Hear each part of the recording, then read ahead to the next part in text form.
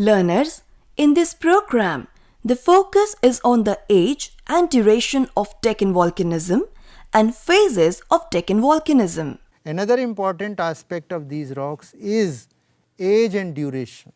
There is always a question, how much time entails when these rocks have been formed? That is a major question.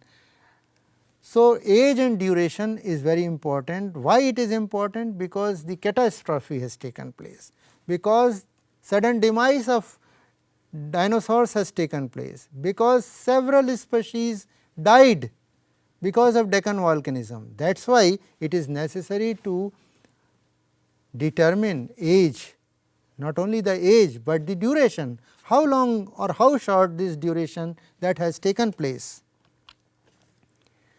The best method for determination of age for these rocks, because these rocks are very young rocks, maybe 65 million years young for geologists, but may be very old for viewers.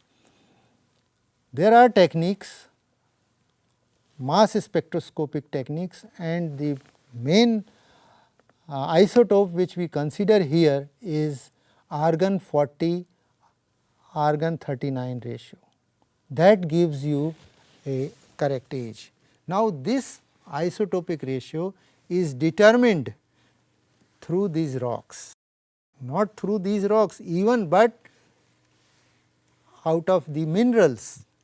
How much this ratio is there in a magnetite, how much argon-argon ratio is there in a plagioclase, how much argon 40 39 argon ratio is there in a pyroxene.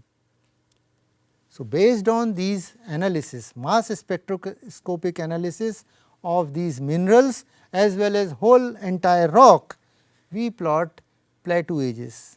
Plateau ages means we heat the samples, sample may be cogenetic, sample heated in a stepwise manner from 400 to 1600 degree temperature and see the argon release.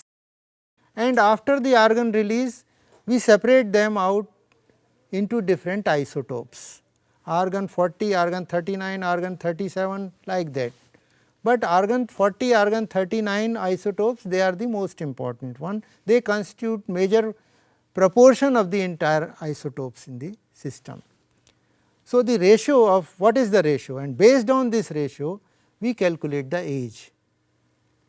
We know the half life period, this much 40 argon will disintegrate into this much of period into this much of argon 39. So, half life period is very well known, and based on that half life period we calculate the age. So, in this age determination we heat the sample in a stepwise manner, here almost 10 steps, 15 steps, 14 steps, and see the and calculate the ratio, and based on that ratio calculate the age. And we plot the isochrones.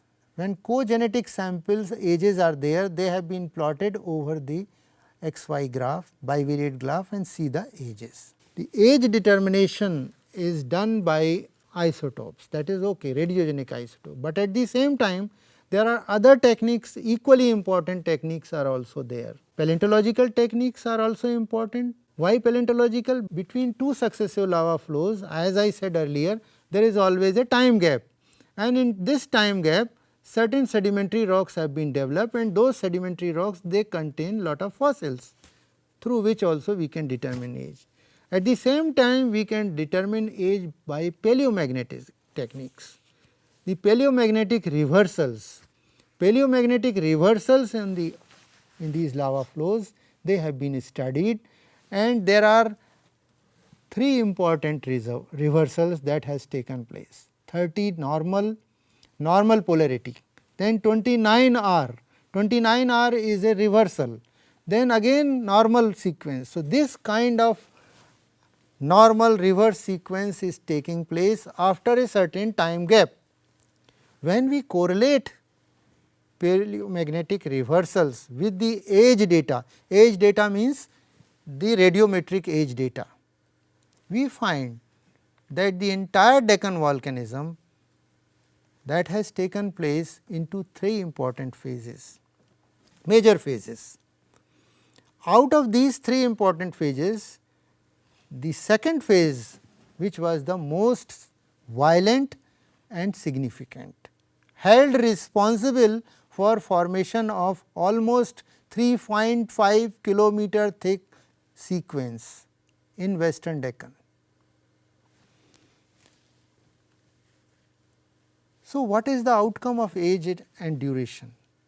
No statistically significant age difference is obtained from bottom to top, almost 3.5 kilometer or 2.5 kilometer, or in some other section, you do not find much significant age difference. What does it mean? It means that Deccan volcanic duration was very short.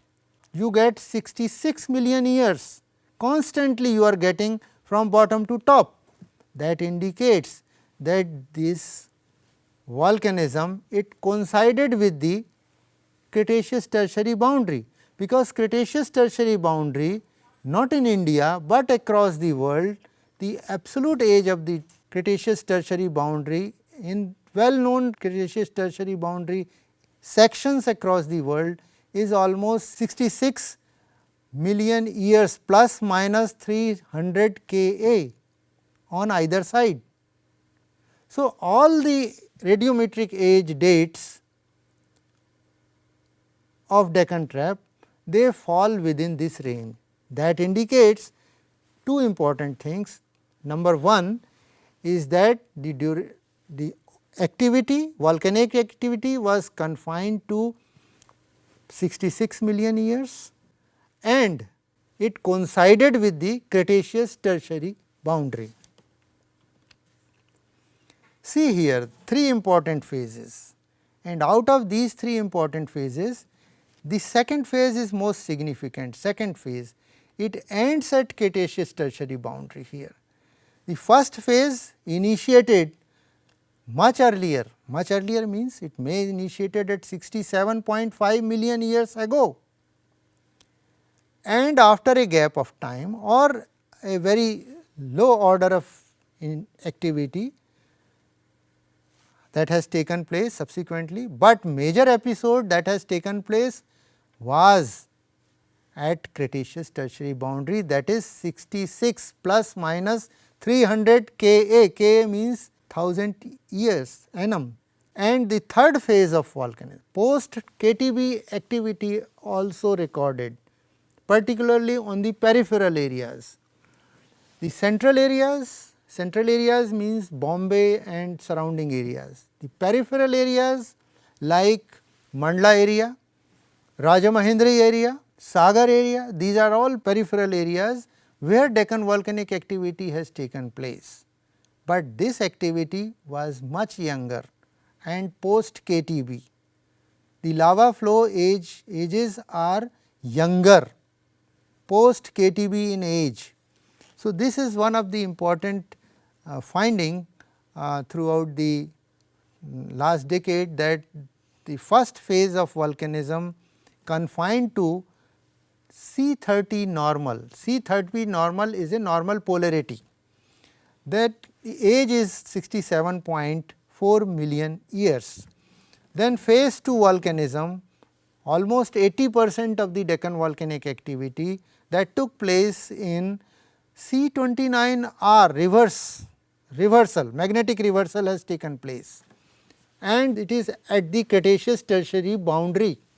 And this particular event or this particular phase of activity was held responsible for mass extinction, including that of sudden demise of dinosaurs and several other biological species. And the third phase of activity, mostly confined to the peripheral areas of the Deccan province, is confined to 29 normal polarity sequence and precedes full marine recovery. Now let us summarize what we have learned. We have briefly learnt about periodicity of eruption and the main phases of Deccan volcanism. Thank you very much.